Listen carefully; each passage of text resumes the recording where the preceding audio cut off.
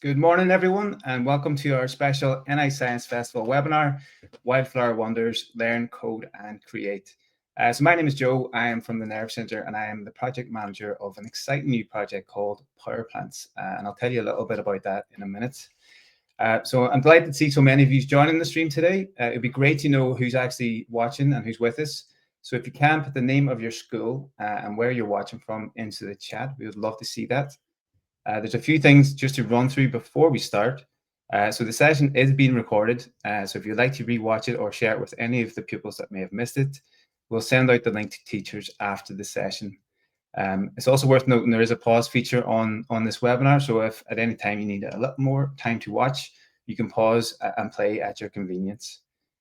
We do encourage questions for the speakers. So again, if you have any questions, pass them to your teacher. They can pop it into the chat and we'll find some time to answer it throughout the session. And then also you'll need a tablet or a computer for the game making element. But if you don't have one right now, you can follow along and you can try later. So today's webinar is all about celebrating the power of wildflowers and discovering how nature and technology can inspire us to become creative change makers. So we'll tell you a little bit about the Power Plants project and a very exciting opportunity that we have for schools and community groups that's open right now.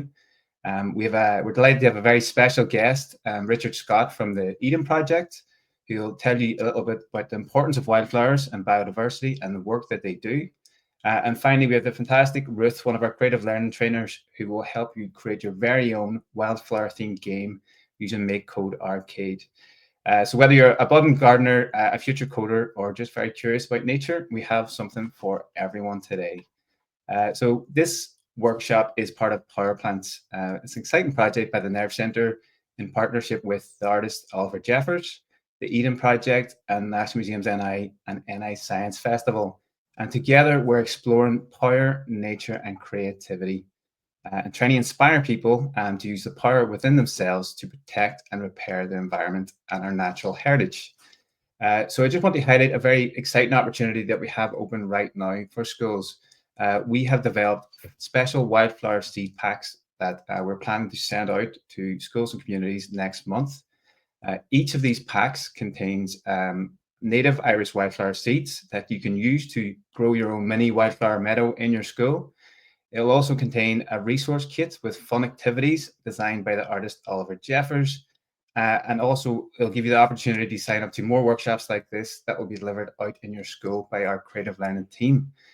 So if that's of interest to you and you would like one of these packs completely for free, your teacher can sign up on the Nerve Centre website. I will drop the link below and I'll also send it out by email as well. So don't worry about signing up now.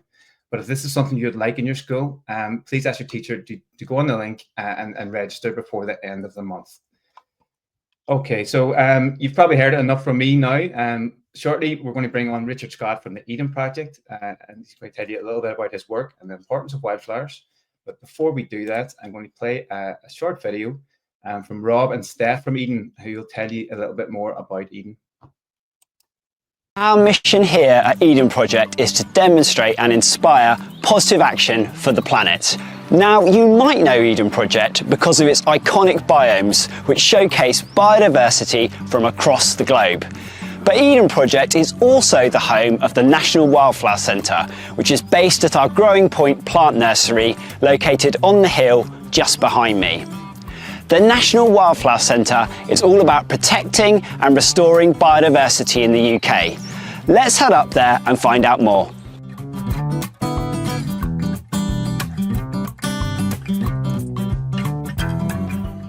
So this is Eden's Growing Point plant nursery.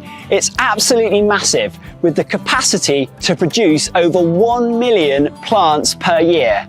Inside the plant nursery, we grow plants for our biomes, plants to sell in the shop, as well as plants to make food for our cafes.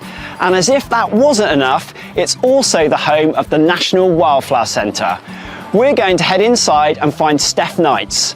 Steph is the National Wildflower Centre project manager, and she can explain more. So here we are inside Growing Point Plant Nursery, and I've found Steph. Steph, could you tell us a little bit about the purpose of the National Wildflower Centre, please? Yeah, sure. Hi, Robbie. So at the National Wildflower Centre, we create and restore wildflower meadows. We do that in the countryside. We also create areas of wildflowers in cities and towns and villages and schools for people to enjoy.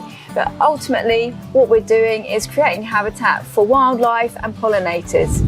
Excellent, thank you. And I imagine all those bees and insects are pollinating lots of our crops. Absolutely. So that's why having more space for nature and more wildflowers it is really important, because then pollinators will have more resources available to them to then be able to pollinate our crops.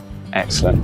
Can you tell us a bit more then about that process of how we get from harvesting seeds to actually processing them and then packaging them and sending them off again? Yeah, so actually to create meadows and to create these spaces for nature with wildflowers, we need seed. So in order to do that, we brush harvest the seed from the fields. Yeah. We bring the seed back here and we lay it out here to dry. Obviously in the field, as soon as we take it off the field, we lay it out in the field to make sure all the insects escape before we bring it back here. But here we actually lay it out to dry and we rake it on a daily basis, and it's really simple. We just turn it over like this. Yeah. And what that does, it helps the seed dry out. Okay, so after this step's done, what's next? So it gets bagged up, and we've got some here already bagged up. This is actually corn flour. Wow. Yeah, so obviously we don't want all the heads and all the stalks in, and that's what we call chaff. Yeah. So we just want the actual seed. So the first step is to sieve it and get the big stuff out, and that's what we do with this. Okay. So in here, we've got the next stage, which is a lot cleaner than it was, as you can see. Absolutely, yeah. And there's these little paintbrush looking seeds. Oh, wow. Yeah. Right. After that stage, they go into our big seed cleaning machines. That's the next stage. So, and then what you get at the end is really just the pure seed. And then you can use that to make all sorts of mixes to create these great habitats that we make. So clearly the National Wildflower Centre is making a massive contribution to restoring biodiversity in the UK. But how can we get involved at home or at school, and do you have any top tips for us? So there's lots you can do. It doesn't have to be a big area, because what you'll find is if you grow any wildflowers, the bees will find them, the butterflies will find them. So if you plant them, they will come. So it doesn't have to be, you don't have to spend a lot of money, and you don't have to have a lot of space. Excellent, thanks Steph. So it sounds like there's loads of ways people can get involved, and I love the way you said, if you plant them, they will come. Okay folks, well that just about wraps things up from the National Wildflower Centre here at Eden Project. There are just so many upsides to planting your own wildflowers. It's easy to do and it connects you back into nature. It's also inexpensive and you don't need a lot of space. Creating wildflower habitats gives us a way to take positive action for the environment, and of course, they make a real difference to biodiversity and pollinating insects where you live. Be sure to check out the links to begin your wildflower planting journey where you live. And finally, remember, when it comes to protecting and restoring nature, we can all do something, and what we do matters. So get involved.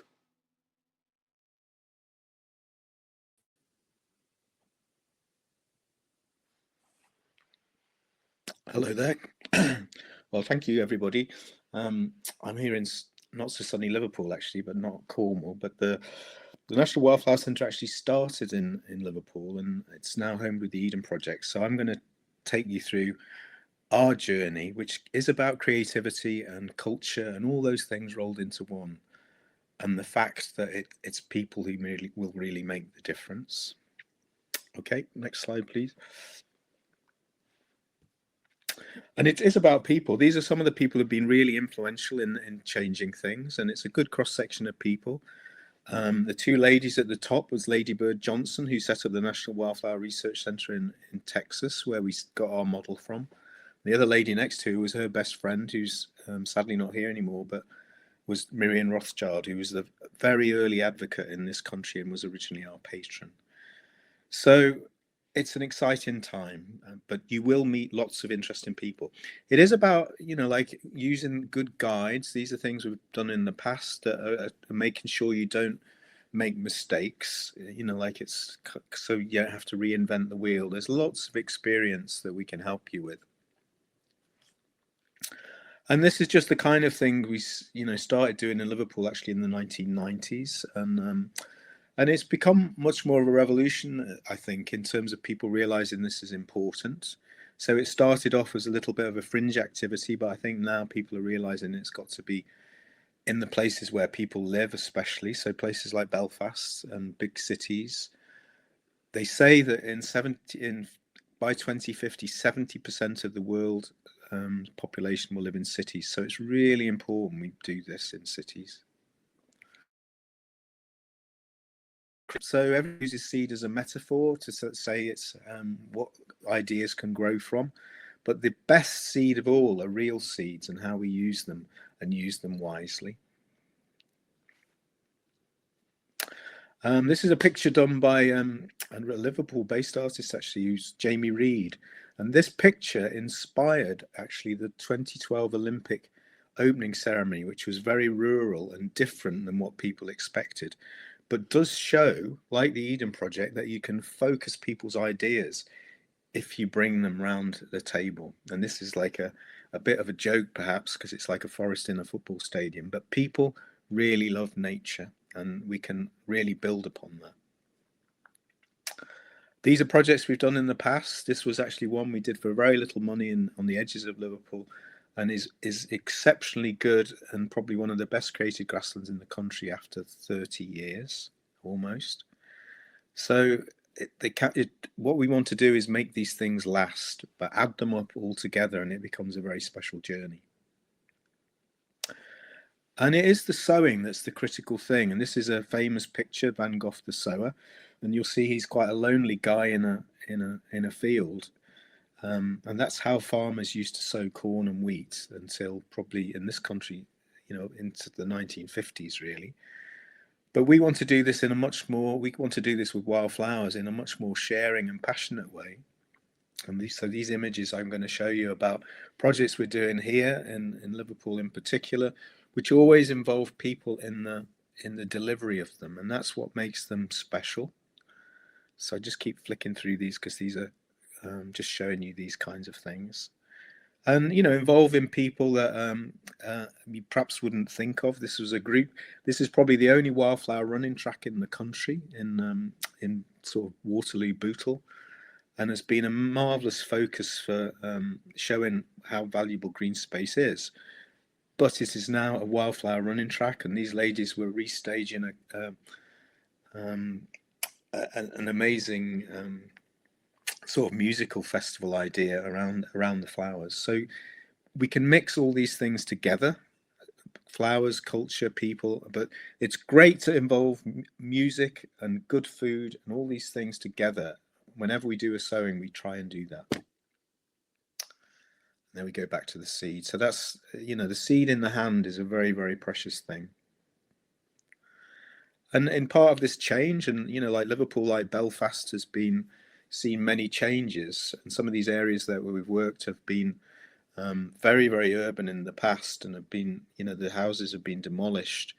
But it's what you do with those spaces. So that site in Everton is officially England's wildflower flagship, awarded by Kew Gardens. And we had actually at that time a connection with a group in Coleraine who won the Northern Irish flagship. But it is about bringing people to these areas so you can see the benefits and celebrate it. And this is a very particular part of our journey in not just delivering these things, but celebrating them and enjoying them. Here we go again, more flowers. This was in Bootle. Dingle, the dingle takes its name from the dingle in Ireland, I think. But it is this another picture, postcard we made, sowing seeds for a better future. So it is part of a mission of what we can do together.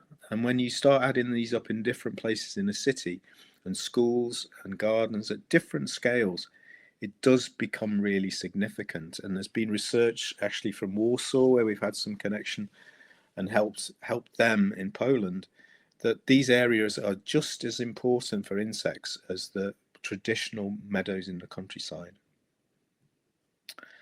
And this is an example of creativity. This was a project where we engaged people sewing in a different way. So these people were sewing bees. We launched this at Tatton Park. I think this might be a picture, yeah, in the flower show there. And you'll see pictures of all those people who have made bees that are sewn on what became a Let It Be banner, which obviously has a special significance in Liverpool because it's a Beatles song. But let it be in the sense of delivering special things and food for bees, which flowers are. And it's not just honeybees, it's all the myriad of bees, solitary bees, bumblebees. There's a whole range. So don't just think it's about the honeybee. And that's the bee banner hanging in the World Museum in Liverpool. So if you're in Liverpool, there's an amazing bee exhibition on at the moment in the World Museum. You may get a chance to see that. It's on till the end of May, but it's really been a wonderful exhibition. And linking places together, this was a project which actually won the flagship for Everton and Hume in Manchester, and we linked these places by wildflower projects, and that again was about people and children and places. But the other thing, it was about people meeting each other. So these was the children from Manchester meeting groups from Liverpool at our site in Liverpool, where they exchanged flowers from their own sites. So these were Manchester children and Liverpool children exchanging flowers and meeting each other. So wildflowers the power of flowers can, you can meet people that you might not expect to meet.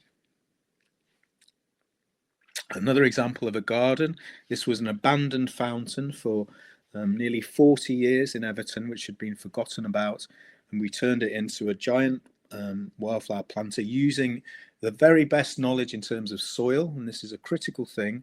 People talk about carbon, but most of the carbon is not in the vegetation, it's in the soil. So this was about using biochar and crushed concrete and substrates to create a really special carbon capture meadow. And you can see that there, but it's also about play. And there's an amazing children's mini road cycle track, which we've done worked in partnership with, which has really changed the atmosphere of this part of the park, which is now astonishing. And this new meadow is going to look better and better because of the way we prepared the soil. Again, just big sewing pictures, excitement, but also, the curiosity and the change in places that you can deliver. People talk about green deserts, and even though it's just grass, there can actually be very little for bees and insects. So the flowers themselves are critical because they are at the base of a remarkable food chain. And grass is important too, but the flowers are particularly important.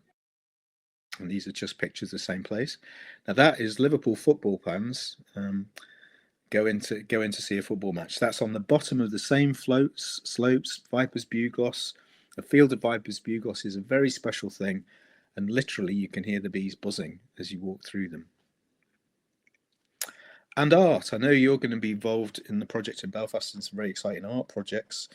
These were wildflower lines and working with a ceramic artist. We were marking the old street lines in Everton where the former rows of streets and terraces had been, and it shows how it relinks to the past and the present and the future in terms of what we can do in a place and how you can study it. This is children in the dingle looking for insects and bugs and invertebrates, and caught up in the excitement of that, which followed a sowing of the wildflowers by those same children. And bigger areas, that's exciting. This shows a different way of planting trees. In this field, you can't see them, but we planted trees before we sowed the seeds on specially prepared ground. Next picture. This was the second year. You can just see the trees coming through at the back, not the big ones, the little ones. And these are pictures of different places we've used this technique. But the incredible thing is the way this becomes a journey that we can tell about at places like the Eden projects, and show on the grounds there. These are driveways and approaches to the Eden project in Cornwall, which people pass on their way in and out. So it's placing them in all the places that people don't expect, and again, it becomes more and more significant. And that's the woodland, the same woodland as those annuals, after only 15 years. Now, who would believe you if people told you that you could create a bluebell wood in 15 years? And believe it or not, only 100 grams of bluebell seed, but the soil was specially prepared on that area. These are pictures in the Dingle. I've seen that one. But play is significant. This is one that's really relevant to school grounds, is the fact that rubbles and concrete are very good. This is near Anfield, the football ground at the back behind the Cop. And it was a piece of meanwhile land. So don't think that, sometimes if you have a piece of land for only a few years, you can do something special. And we can add that up in a wave across the city. So whenever there's a piece of bare ground, we can use it, even if it's only for a couple of years or 4 years or something like that. Don't turn that one. Okay. Sorry, I repeated those. Go on. But anyway, different places. These are, and there's great architecture in Belfast, but you can do it amongst buildings, along, like we said, road sign, bus routes, by bus stops, and present it. These are banners that we've had made, like the bee banner. We use that as like a talisman with the sewing groups and children whenever we do wildflower sowings. Oh, you've seen that. Sorry, I'm repeating some of these. The Calderstones part one is really interesting because, sorry, could you go back one? That was on the crushed concrete of old greenhouse bases, and we just put a thin layer of rubble and Mersey grit, which is the dredgings of the River Mersey, on that. And there's a video you can watch, which was on Gardener's World, which I think will be on your reference list, which you can watch on Gardener's World. It's not very often Gardener's World comes to Liverpool, I can tell you. Okay. And biochar, which is really special because it captures carbon, and we should be doing more of this. And this is an allotment scale one. It relates to another sort of stand we had at the Tatton RHS show, but showing how we can be more interested in soil and the biodiversity and the way that plant sort of ecology all linked together. And this shows on a bigger scale. This was a project we did in Shropshire, and these guys were actually protesting because they'd got no way to graze their horses on what had been a common, and it was just a big potato field. And 14 years later, it's now an amazing heathland, and the butterflies, that's a very, very rare butterfly, silver-studded blue, is shot from only 250 because now they've got the heathland habitat they need, and they need the relationship with the ants who look after them, believe it or not, while they're little larvae.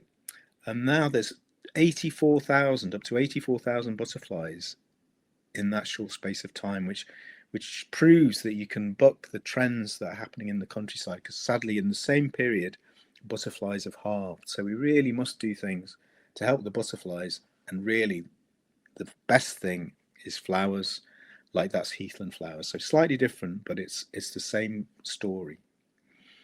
And this was, I think I'd heard rumours you were going to do some giant flowers in Belfast. This is the kind of impact of projects where you talk about giants, and literally over 1 million people came to the city to see these amazing French giants that came from Nantes, actually 3 times, and walked streets and dock spaces in the city. So it is important to capture people's imagination, and that I'm sure is what your project is going to be about. From what I've heard, it sounds very, very exciting. And harvesting, this is harvesting in Everton Park. So with the harvest you seed, you can do it with combines, you can do it with pans, and that makes it very special, in that you're using these flower seeds in your own area. And that's it, really. If anybody's got any question, I'd be very pleased. But we do need to be bold. This was a project that happened after a lockdown, and there was a sign. You can see that billboard that says the world is watching. Now, the world is watching, and we have to do something quickly now. So we must seize the day. And as a famous horticulturalist, Christopher Lloyd, told me when he visited Liverpool once, be bold. That's my message for the end. But anyway, questions very welcome.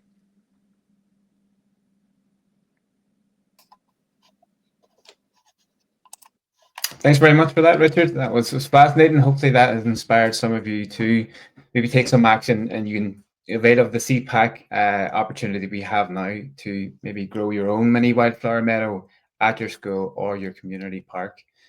So thanks so much again for joining us today, Richard. Really appreciate that. If anyone has any questions, fire them through and we can pass them on. So now we're going to move on to Ruth, who's going to take you through creating your very own wildflower game. Ruth, you there? Hello, can everyone hear me okay? Hi. Yep, I am here, and I'm just going to get set up here. So today, yeah, as Joe said, we're going to make a little game. So hopefully everyone has their devices and ready to go. The website that you're going to access is MakeCode. So it's arcade.makecode.com is the site that we are going to use. So while you are all loading up the site, I'm just going to give you a wee preview of the game that we're going to make. So you can see here we've got a little bee that I have drawn and you can see our wildflowers, because of our seeds, are all popping up. And basically we're just going to code it that when the bee goes over the flower and we hit the button A, it's going to pollinate it and go bzzz, and you just have to get to 20 flowers. I don't think I'm going to have time to do 20 flowers. And you just want to get to that number, and then it'll say, well done, you've won the game. I'm getting the double flowers here to help me out. So yeah, there we go. So that's kind of the game that we're going to be building today. So hopefully everybody's on arcade.makecode.com. Again, you can join this on a computer or an iPad or any device that has the internet. I've even used it on my phone and it worked great. But what we're going to do is whenever you come in, you're going to see this. Now, you may not have all of these projects. These are just ones that I have on my screen. We're going to click on New Project. And we're just going to give it the name Power Plants. Power Plants. Excuse the accent. And we're going to hit Create. So that's New Project. Call it whatever you like. Probably your name should be in there somewhere. And Create. And we're going to, I'm just going to leave that wee banner up just in case anybody needs the website. So while you are getting loaded in, I'll just show you a brief overview. I'm just going to zoom in so it makes it a bit easier to see what I'm doing. So this is what MakeCode looks like very quickly. On the left, we have a little game controller. That's where you can control your game, but you can also preview it. So it's very similar to Scratch in that you'll have like a little preview area of where you're building your code. Then if I ever say we're going to go to a new category, it's this area in the middle is what I'm talking about. So all of the code is contained within these categories. So if I click on sprites, you can see here's all of the code that relates to a sprite. A sprite, of course, is just a little character that we can add code onto. If I want the controller, all the code changes, and it's all color coded. So if at any point I'm going too fast, don't forget you can pause.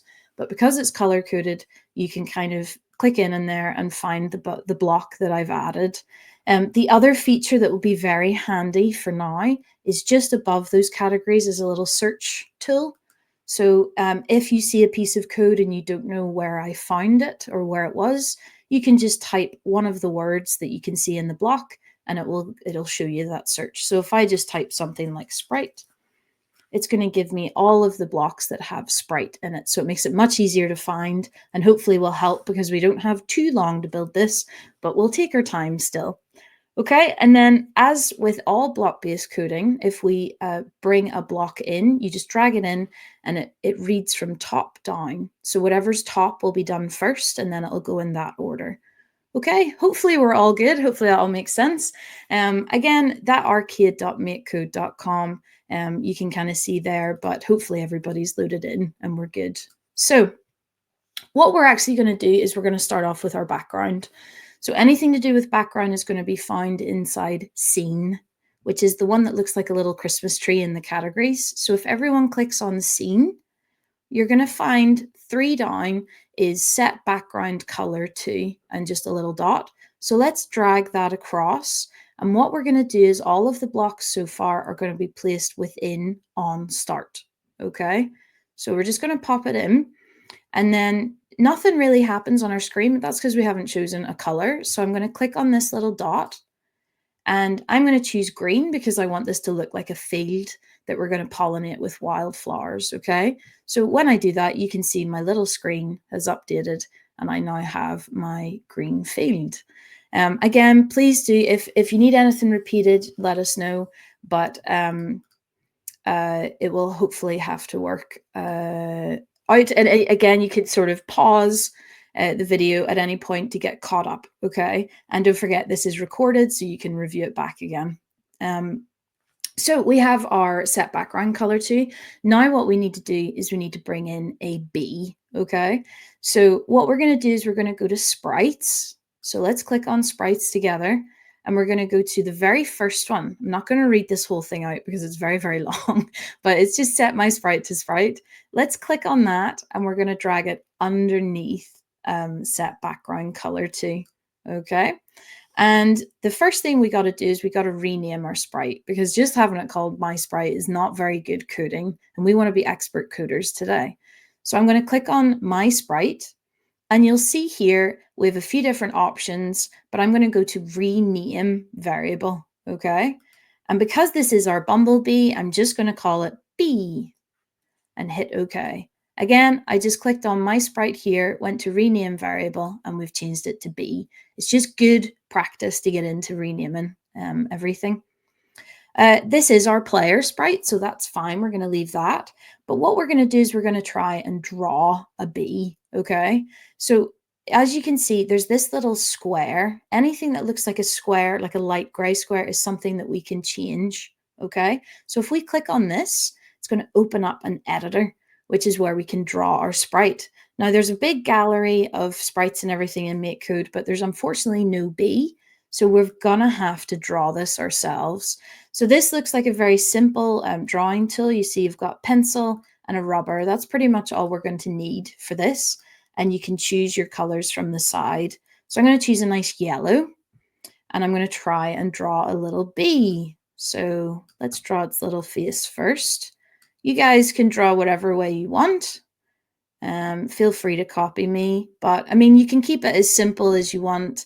I'm just going to make this little bee and see how it goes. So, this looks very weird, doesn't it? But I'm going to add in my little black stripes. Again, yours can be just a little yellow and black striped. Try and fill it up. You want your bee to be nice and big. And then there's our little stinger there at the end. You know, the thing I really struggle with is the wings. I can never get the wings to look so very good, but sure. While I'm doing this, don't forget, feel free to ask any questions, anything that you'd like to know. I'm just going to get the little rubber here and rub that out. And then I'm just going to add a little face. What I'm going to do is I'm going to give you a few minutes to get this done. Because you aren't as quick as me, because I have an example bee beside me that I'm just copying. So you guys are doing this from the very beginning. So what I'm going to do is I'm just going to put a little bit of music on, and I'll give you just a few minutes to get your bee sprite done. The main thing we want to do is make sure you have it nice and big. You have the yellow and black. You want it to be visible, noticeable that it's a bee. And we're just going to call it bee at the bottom.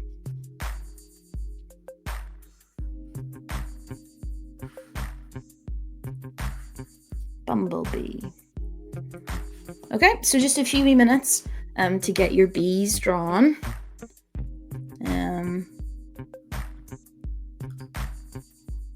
yeah, there's lots of different ways you can do it. You can just, like I said, you can keep it nice and simple. This is sort of modeled on the little Minecraft bees that are about, if you want to have a big square bee, that's fine.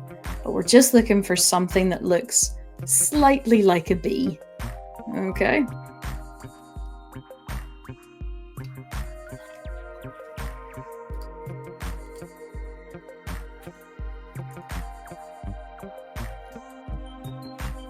Alrighty. Let's just drop that music a little bit. Brilliant. So hopefully you've got a bee. If not, you can pause, give yourself more time. I'm just conscious that we've got a lot of code to kind of get in. So once you're happy with your bee, you can just hit done. And then what you're going to see on your little controller is a tiny little version of the bee that you've drawn on top of our wildflower garden that we're waiting to populate with flowers. So what we're going to do now is, hopefully you're all okay with that. Again, if you need anything, just ask away. Joe's monitoring the chat and everything, and he'll let me know if there's any questions. So what I'm going to do is, let's get a little bit of control on our bee, because we want to be able to fly this bee around the screen. And the nice thing is, because this software is designed for video games, it's one block that we need to add. So we're going to click on controller. So let's all click on controller together. And the very top one just says move my sprite with buttons. Okay. And now we're going to come across our very first issue, because we've been very good and we've renamed things. You'll see that it's saying move my sprite with buttons. However, our bee is not called my sprite. It's called bee. And you'll see there's a little warning symbol. So let's click on my sprite and we're going to change that to bee. So move bee with buttons. And now, if you move your little controller around, or if you click on it, if you click on your controller, you can use your keyboard buttons. If you're on iPads, you're just going to have to use the touch screen. But you can see that our little bee can fly around the screen. Okay, but we have one little issue in that if the bee goes off the screen, it can just fly away, and I've lost our bee. I don't want our bee to get lost. So what I'm going to do is I'm going to tell it that the bee has to stay within the screen. And this is actually the last bit of code that's going to go inside our on start block. So let's go to, we're going to go to sprites. We're going to scroll down and we're going to find a block that says set my sprite to stay in screen. It's really easy to spot because it has this big on button beside it. So let's click on that, drag it in and drop it underneath. And again, I know most of you already know how to fix this, but we have our little my sprite issue again. So let's click on that and go to B, because everything relates to our B sprite. So now if I try and fly my bee off the screen, it won't go off the screen, and it means that we're just not going to lose our little bee. It's kind of contained within our wildflower garden. Okay. Hopefully everybody's okay with that. I don't see any questions, so that's good. So what we're going to do now is we're going to bring in what's called a new container. So this on start gets bigger and bigger as you put code inside it. It's called a container because it contains code. So we're going to bring a new one in, and we're going to click on game on the left. And there's this on game update every 500 milliseconds, okay? That just means every half a second, something's going to happen. So let's click on that. And you'll notice it's got a flat top, which means it can't go inside because this is a new container. So you can place it anywhere on the screen. It doesn't really matter. I'm just going to put it below so then I can scroll down. I'm going to try and keep as much of my code on the screen as possible so that everybody can see it. I'm just going to zoom out very slightly. Okay, so on game update every 500 milliseconds. So I'm actually going to click on 500 and I'm going to change that to 1 second. I think half a second is too quick. We're going to get too many flowers popping up. So I'm going to change that to 1 second. And what we're going to do is we're going to create another sprite. We're going to create our flower sprite. So we're going to go to sprites, set my sprite, that same one that we created our bee. We're going to drag that in, and this time it's going to be, instead of placing it in on start, we're going to place it inside our new container that we have made. So you can see here we've got set my sprite. And again, we're going to change my sprite. So let's click on my sprite and go to rename variable. And let's call it flower, because this is going to be our flowers. So again, click on that, go to rename variable and flower. And then this time, our flower is not a player. We don't want this to say player. So let's click on this little blue player together. And actually, there's not really, flowers aren't really projectiles. Let's change it to food. Flowers can be food for bees, okay? So set flower to sprite of kind food. And again, if you're stuck at all, just reference my code and you'll be able to get your projects up to scratch here. Okay, and this time again, you see this little empty one. Now, I'm not going to draw a flower because we don't have to. So let's click on this little image editor and we'll open it up. And this time, instead of drawing a flower, you're welcome to draw a flower. It's just going to take a wee bit longer.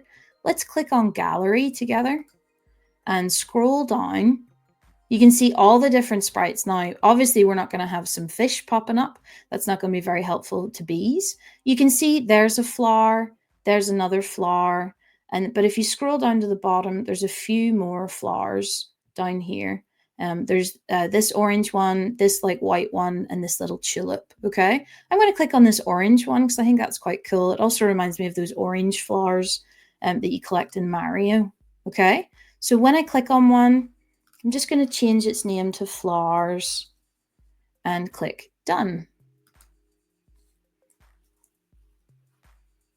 And these can be changed at any point. So if you decide to change your mind about what the flowers are, that's grand. Now, the issue is, if you remember my original game, let me just go full screen here. My little bee is, these flowers are meant to be popping up all around the screen, but they're not actually doing that. And that's because they're every 1 second, a new one is being created, but it's being created in exactly the same place. So we need to randomize where they're going to go on the screen. So what we're going to do is we're going to go to sprites and we're going to set my sprite position. And then this is where a wee bit of maths comes in because there's X and Y's. So let's click on this, set my sprite position to X and Y. You guessed it, we're going to have to change my sprite. This time we're not choosing B, we're going to choose flower. So set the flower's position. And because we want this to be random, we don't want to set it to the same position every time. We're going to need to use a little maths block. Okay, don't worry, we're not doing maths. It's just what it's called. So on the left, you have math, which is a new category we haven't looked at. So let's click on that. It's a little purple one. And if we scroll down, you'll see pick random 0 to 10. And you'll notice that this block is like a little rounded edge, okay? Now, if you just want to do this, you might be best to just watch me do this. So if everyone just pays attention a wee second, because it's a wee bit fiddly. So what I'm going to do is I'm going to click on pick random, and you'll see there's a little red dot beside it. As I move it up to where the X is, it kind of magnetically attaches. So we want to do that. And if I let go, it pops in, and it's now going to say the X position, which is, I always get these wrong, which is across the way, is going to be between 0 and 10. But I'm going to just do 5 to 155. So the screen is 160 wide. So this is just going to allow that. So you can see, look, there's our flowers now populating the top of the screen. So I have to do exactly the same thing. So what I'm going to do is I'm going to click on math, go to pick random 0 to 10, drag it across and pop it inside the Y. And this time we're going to do 5 to 115 because the height is 120. And look, what's happening is we've got little flowers popping up all around our screen, and that's exactly what we want to happen. So again, if you're stuck, you can just go by the color. You can see math, pick random and pop those in. Okay, apologies, I am going slightly faster than I normally would, but I'm just conscious of our time. Okay, the good thing is we're almost done. We just now have to set it. Look at all those lovely wildflowers coming into our project. Now the thing is, if you remember from my little project, when my bee flew over, it pollinated and added a score. Whenever it flies over now, nothing's happening. So we need to code that. Okay. And we're actually, this little container is finished. We're done with on-game update. So we can just keep it. I'm just trying to keep all my code on the screen. I'm just very conscious of that. Sorry. So the last container that we're going to add in is one that says when my sprite or when the bee overlaps or crosses over with a flower, something is going to happen. All right. So what we're going to do is this is found within sprites. So let's click on sprites. And because we're looking for a container, there's a certain way containers look. So it makes it really easy to find. So we don't want any of these blocks. We want this container. So you can see it here. And actually you can see there's little titles. So it's the first one within overlaps. We want it to be on sprite of kind player overlaps other sprite of kind player. All right. And we're just going to bring this in. Actually, I'm just going to pop mine beside so that it's easier for you to see all of my code rather than below. Okay, now we need to change just one little thing. So on sprite, when our sprite or when our bee, our player sprite, which is this one, which is correct, overlaps a different sprite. So we don't want this to say player, the second one. We want this to say food. Because you remember we set our flowers to be food. So everything needs to match. That's what we need. Okay. So on sprite of kind player overlaps other sprite of kind food, something's going to happen. Now, this is probably the fiddliest bit that we're going to do, but what we're going to use is we're going to use something called an if statement. The reason being is we want it to be that if the button A is pressed, because we don't want it to be that the bee can just fly around the screen and pollinate. There needs to be an action that happens. The bee needs to pollinate the flower. So we're going to set it that when button A is pressed, you'll see there's a little A, it's going to pollinate the flower and give us our score. So our if statements are found in logic. So we're going to click on logic, and it's the very, very first one. We don't need if else, we just need if. So the very first if is going to go inside our overlap container here.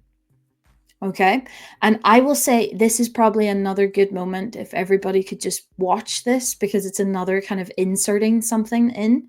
So if everyone just pays attention just a little second, no looking at your screens. If you look up at my screen, we want it to be the if button A is pressed. So if I go to controller, because it's to do with the buttons, you'll see if, I know this is not great English, if is a button pressed, but you get the idea. You'll notice this shape is the same shape as this, true. So let's drag this, same way with our random, and drop it inside. And so that means if button A is pressed, then something will happen. Okay. And again, that's just found in controller, and you're looking for that sort of diamond or hexagon shape. So if button A is pressed, what we're going to do is, in my little game, I had the bee say bzzz. I just thought it's nice to kind of add that in. So let's go to sprites, scroll down, and we're looking for a block that's my sprite say, and then it's the old school little emoticons, the little smiley face. We're going to click on that. And this is probably the hardest part. We want to make sure, or not the hardest, this is where things can maybe go wrong. I have my little block. I could put it here, but I need to put it inside the if statement. So see this if statement? I need to make sure that this goes inside, because this is if button A is pressed, then this will happen. Otherwise, the bee is just going to buzz every time it goes over a block. We have our same issue of my sprite. So let's click on my sprite and go to bee, because this is, we want our bee to say it. And I'm just going to type buzz. Bzz. And let's just double check that this is working. So, oh, sorry, I'll not go full screen so you can still see my code. If I fly over a flower and hit button A, if you're using your computer and you're using your arrow keys, button A is the space bar, just so you know. So if I hit space bar or button A, you can see my little bee is saying buzz. Now, the issue is it's saying buzz the entire time. So what we need to do is there's a little plus symbol that's found beside where we type the word buzz. Let's click on that. And you'll see here 500 seconds or 500 milliseconds. I'm going to change that to 200. And hopefully that will mean that the buzz will be on the screen a lot shorter. So there we go, buzz, buzz, there. Sort of fixes that issue. So again, that was, if you're not sure where that was the little plus symbol beside our buzz. If we click on that, we can go and bring that up.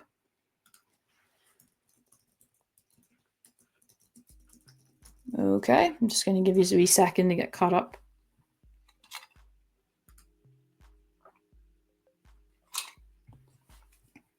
Okay. So hopefully that's all working. The next thing we're going to do is, remember we had a little score in. So we were trying to do that when we get to 20 flowers, we win. So we need to set it that it will change or increase our score by 1. So score isn't necessarily really obvious, but it's actually found inside the info category over on the left here. So it's like the very pale pink. So if I click on info, you're going to see here's all the score related ones. Now we don't want to set score to 1, because what you're going to do is every time you click on a flower, you're only going to be set to 1. We want to change it or increase it by 1. So let's go to change score, drag that across and make sure it goes inside the if statement. Okay, so nicely inside our little if statement. And then we have 3 bits of code left and we have a fully formed game, which is amazing that you've been able to build this, okay? So the last thing we want to do is when the bee pollinates a flower, we don't want that flower to remain on the screen. It's kind of like it's done its job and it needs to be destroyed. Sounds very harsh whenever we're talking about pollinating and creating flowers, but in the game, it's just called destroy this sprite. So we're going to click on sprites. We're going to scroll down. In fact, you know what? What I'll do is I'm going to type the word destroy in the search, because you can see here, destroy my sprite is right here. And that's the block that we want. So remember I told you could do the search. So it's in there, or we can go to sprites and there's destroy my sprite.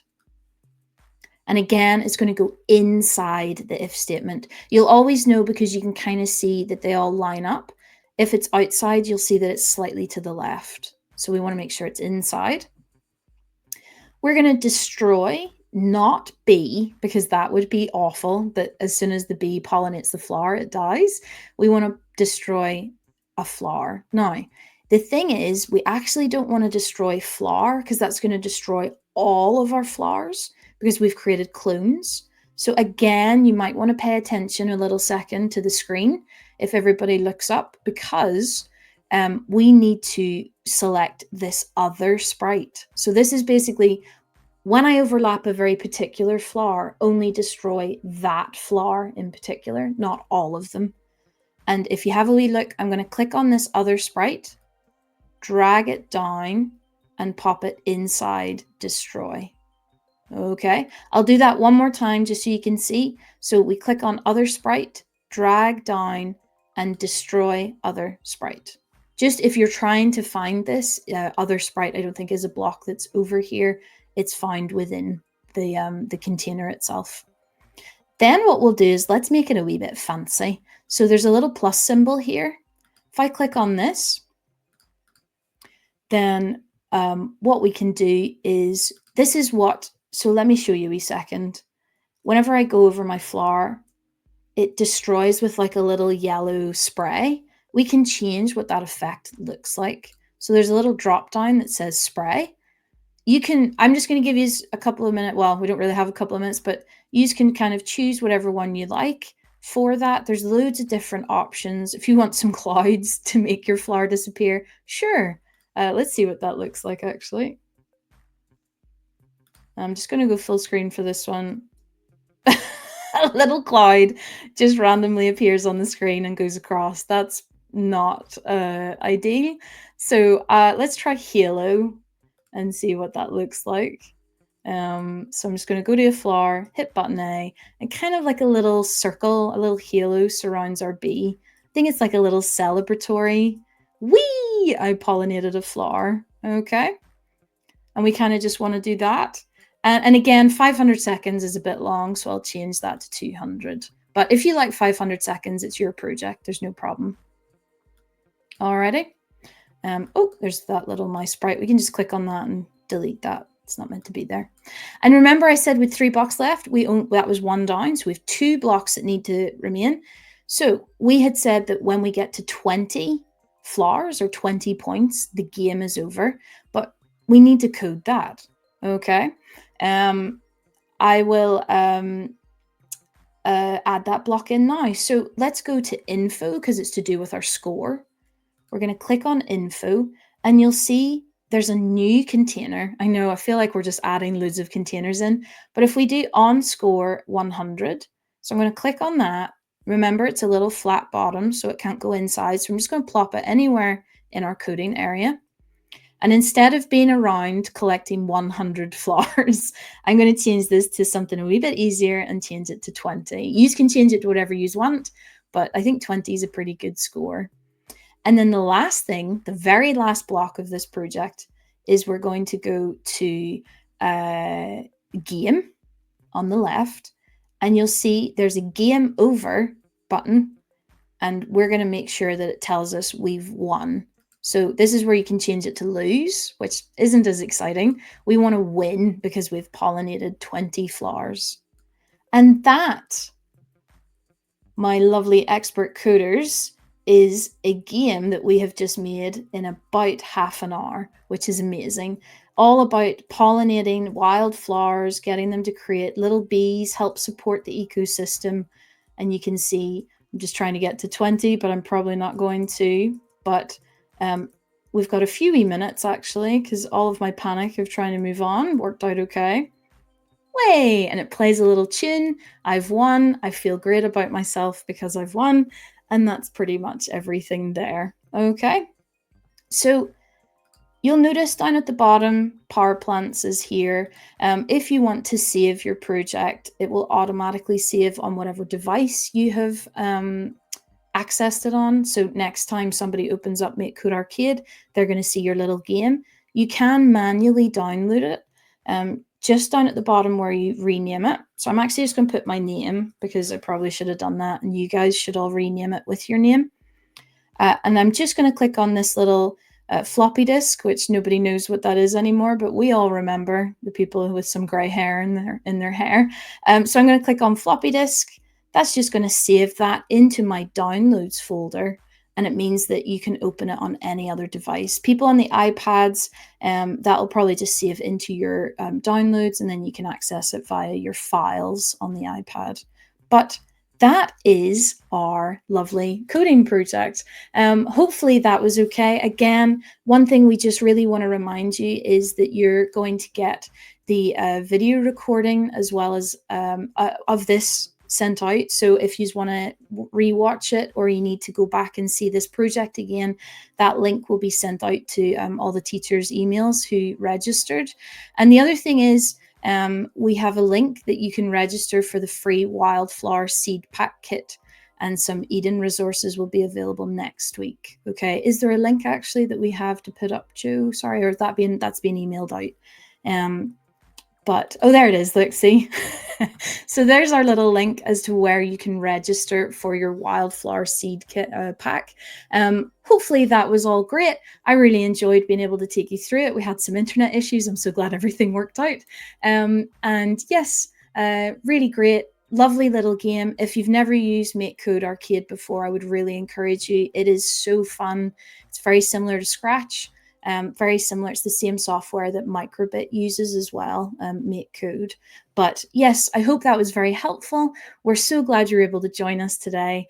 And yes, please do register for your free Wildflower seed pack. And we just want to say thanks. And that's pretty much the end of us today. Alrighty. Thank you so much. Bye.